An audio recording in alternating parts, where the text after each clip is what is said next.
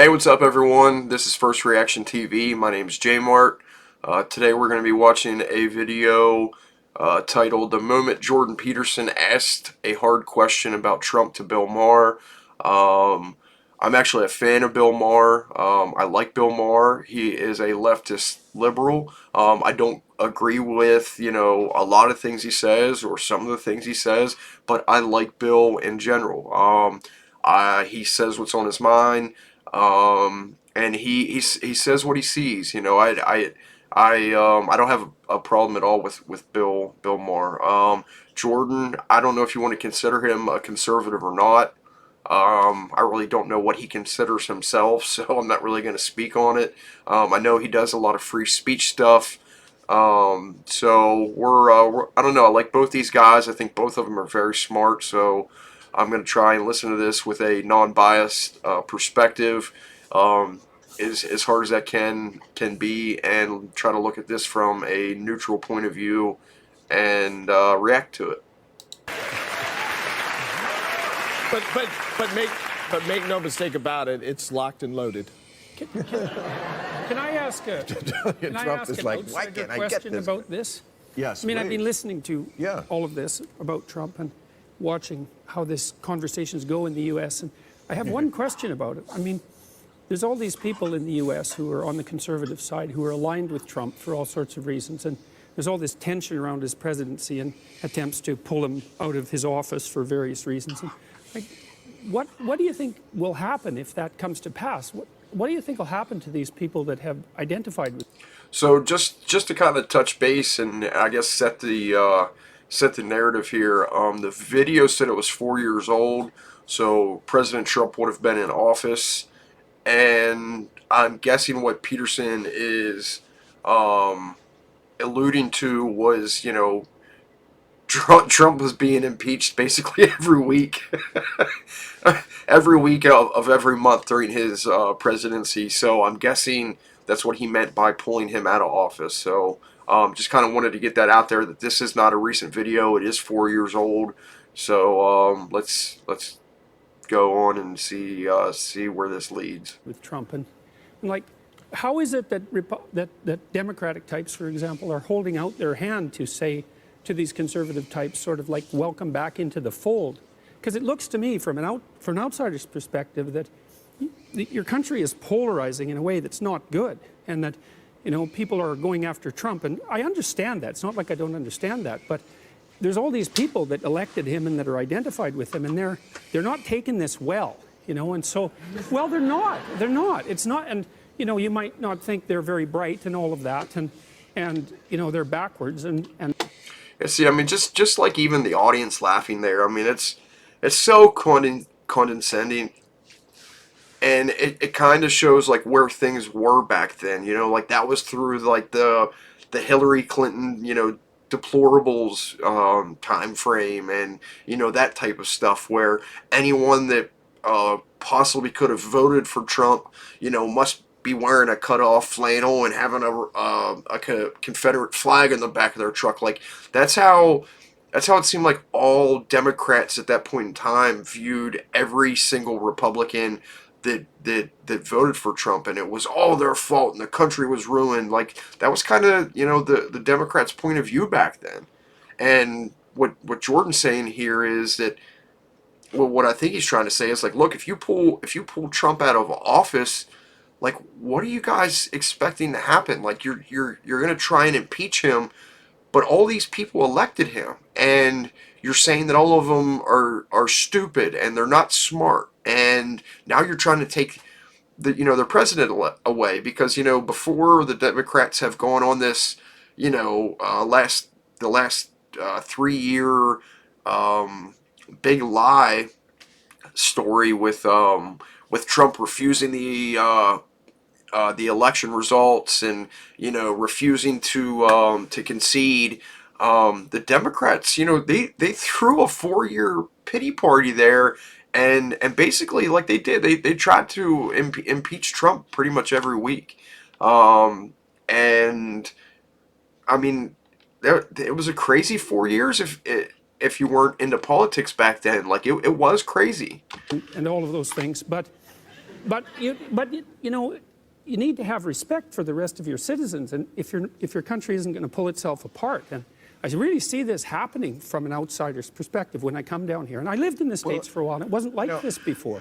If he was just a regular Republican president with Republican policies, I would say you'd have a point. But what is so alarming is the assault on democratic norms, what we were talking about here today.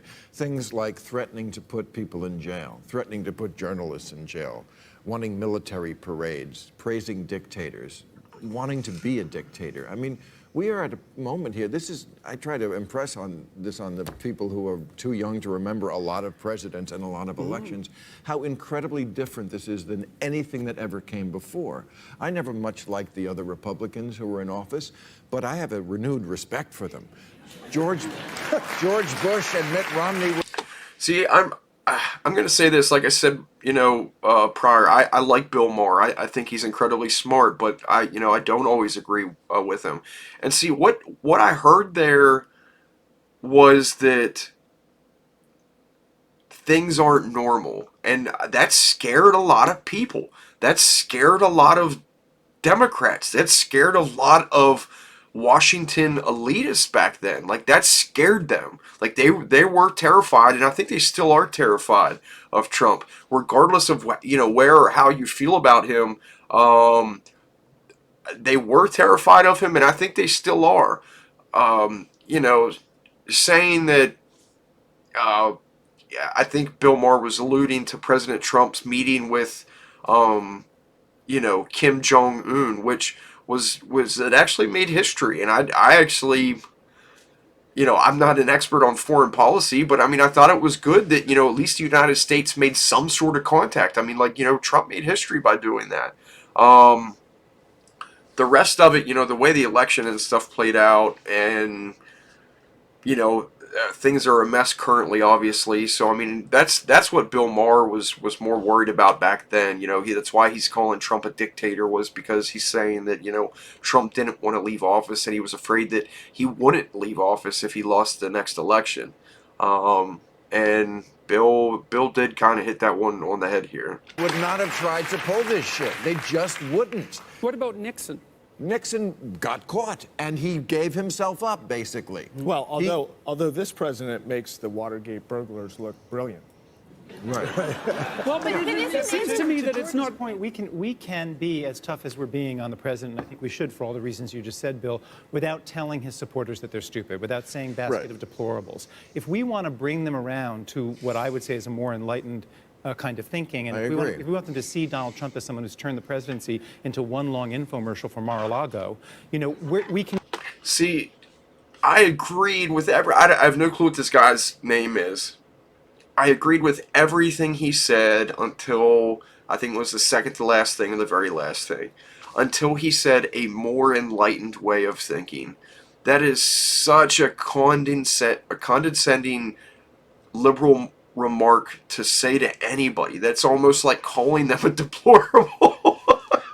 Saying that, well, our thinking is more enlightened than yours, so you need to come over here with us because we're more enlightened than you are. Like, that wasn't always the case. Conservative people and conservative families have conservative values. And just because, I guess, that doesn't make them stupid or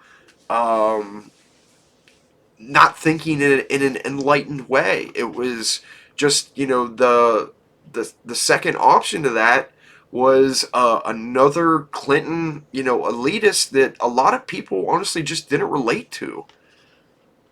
Can do that without saying to them, you've been duped, you're chumps, you're dumb, you're deplorable. And I think we need to talk to them with more generosity than we do. I'm confused about how this dovetails with your thesis that the left is too preoccupied with being non-confrontational. Right? The left is too preoccupied well, just that with we being, are. that is That's definitely interesting. not Okay, right. no, all right. No, that's I'm a good paraphrasing, question. But the idea that liberals, especially intellectuals, are preoccupied with politically correct speech, that they're not. I see. What and yet. No, they're too preoccupied with identity politics by a large margin, and they tend to categorize everyone by their ethnicity and their sex and their gender, and I think all that does is turn people into tribal actors, and that the end result of that is But catastrophe. weren't you Wow. also saying, though, that Wow. Wow. Jordan Peterson just explained wokeism. I think before people became woke. I have no clue when this term woke, started, but I don't think it was, when this interview happened or show happened. But, you know, he's 100% right. I mean, man, dude, he hit it all on the head where he's saying that, you have a bunch of, like, all these people were Democrats sitting up there. Bill Maher, I think she's a host on MSNBC right now. I can't remember her name. And then, the other people sitting up there, they're all a line of Democrats, and they're all sitting there saying, we're better than the other people. We know more than the other people. We're smarter than the other people. Why did the other people vote for this guy? They got duped. They're idiots. They're stupid. They're not intellectuals. And Jordan Peterson just explained it to him. Like, he just laid it out, and it was that simple. And that small little sentence he said, you guys focus on identity politics, race, gender, and everything else that you guys, are more worried and focused about than real life, than people's real lives. You're worried about this, fake universe where, in it you have to feel like you're the wokest person of the day, where you're a non-racist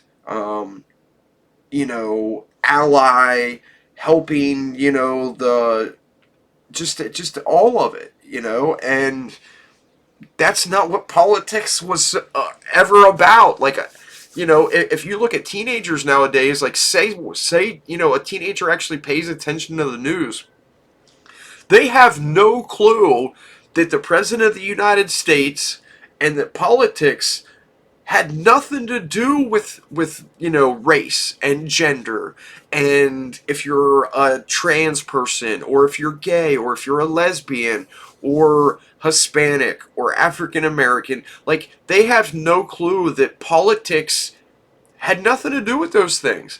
The politics were, about law, and about community, and about running the country, and protection, and the military. And, yes, you could always tie, different race situations into it, but the rest of it, like, it has turned into 100% identity politics, where if you're black, you better vote this way. If you're Hispanic, you better vote this way. If you're this, you better vote this way. If you're, gay, trans, non-binary, you better all vote this way. And if you're not, you're automatically a white supremacist now. And, like, man, the fact that Jordan called that, the left is too worried about offending people? he saw it I coming. think that goes along with... I will. Yes, Right. yes. Well, that goes with... But then on the other hand, when the left, for example, offends people in the political sphere, you're questioning whether that's somehow bad for society writ large. Well, I'm concerned about... I think that those two issues are... I think That's that not those two what he issues are said. somewhat separate. I'm concerned about the dialogue in the United States around the presidency pulling people farther and farther apart. It has nothing to do with the behavior of Trump. I think this is an independent issue. You can say positive or negative But things he's about only Trump there as because you they might. support him. You see, I know. mean, that's the thing. It's but not, that's the issue. That's the issue. Is they But did support him, and without so- the circus, he's just a lonely clown. yeah. But he has these people in Congress who are enablers, and this base that it is a cult of personality, not unlike dictatorships we've seen in the past. I mean, he said once, famously, I could shoot someone on Fifth Avenue and not lose any fans. Yes. And he has proved that to be almost true. I mean, we cannot imagine what he would do where they would turn on him, because I don't know what that would be. I don't think it's anything, because whatever it was, he would just say, well, it's fake news. But okay, so imagine he's impeached, just for the sake of argument. Impeach or convicted. Okay, either of those. But it seems to Well, me that matters. One, he has to leave. yeah, no, it's not an unimportant detail, but You can tell how long ago this is because Bill still has hope that he was going to be impeached and convicted of a crime, and obviously neither ended up happening. So it still seems to me that it leaves you with the problem of what do you do with the disaffected 40% Yes. that are going to be very unhappy Right. about this, independent of Trump's behavior. Kind of like the Sunnis after we kicked over Saddam. Well, that's a hell of a became precedent ISIS. to cite. Yes. Right. That's right. what I worry Yes. about. Let me Trump's suggest support. that this is an argument, looking for an argument rather than a solution. We're not waiting for impeachment. We're making sure that people understand Donald Trump cannot stop us today. Donald Trump could not stop me from the first net neutrality bill to make sure people have access to the internet. He could not stop us from doing that. He cannot stop us. He cannot stop us from acting on climate change with all this bloviating saying it's just a hoax. He can't stop us from fighting climate change. He can't stop us from having the best paid family leave Well, and sick leave policy. He can't stop us. he- When we demonstrate You people can't stop us progress from in our boosting states, Washington State. No. But he good certainly- point. No one That's an can observant. stop us He from boosting He Washington certainly is State. stopping us from protecting the environment. He has signed executive orders, right? The first thing he did in office was to but- sign an order that said, hey, you want to dump your coal sludge in the streams? Go right ahead. The head of the EPA is Scott Pruitt. He's reversed all of no, he Obama's- just changed it to the Environmental Pollutants Association. I know, but That's all just he to did. say he can't stop us. And he's is- changed the tax landscape everywhere. Absolutely. I mean, you can't do anything in your state. And he's to do away appointing, with- yeah. he's appointing crazy judges left and Yes. right. So here's the he's good news. changing things as we we're- speak. and we're We not don't talking- cover it because of Stormy Daniels, but all of this is going on. wow, that was a long Thank time you very ago. much. But yeah, I don't know. I don't know what to make of that video. I mean, if anything, I think it shows. I think it shows the beginning of wokeism and woke culture.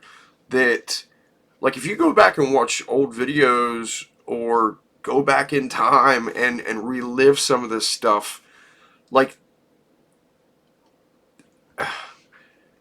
Donald Trump upset these people so much. So much. I'm talking, they were in, like, just like that one guy at the very end there spoke up and he said that, you know, Donald Trump can't stop us from doing this and can't stop us from passing bills and can't stop.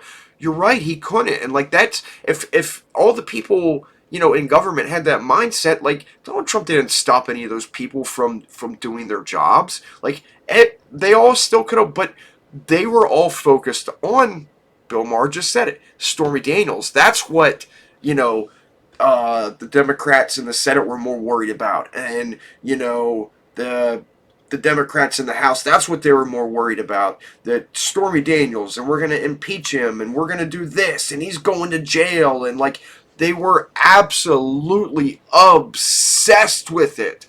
And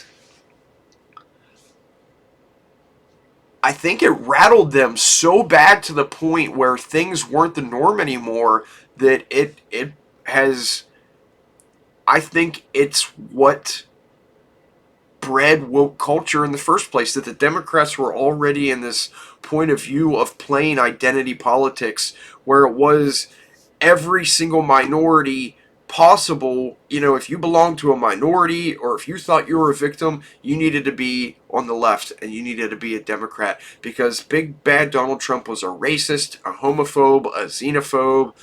Like, it was every day on MSNBC and CNN. It was every day this man was getting called a racist and a homophobe and this and that, and it was nonstop, and it like made an entire generation of people say, "Oh my God, this man's ruining America, and America's an evil place. We need to make sure we're Democrats."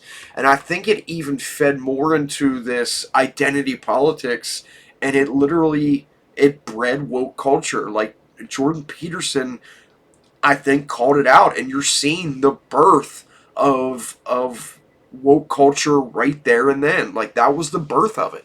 That's what brought all this on. But anyway, I appreciate you guys watching the video with me. Like, subscribe, comment. If you want me to check something out, leave a link. I appreciate you guys watching. Thanks. See ya.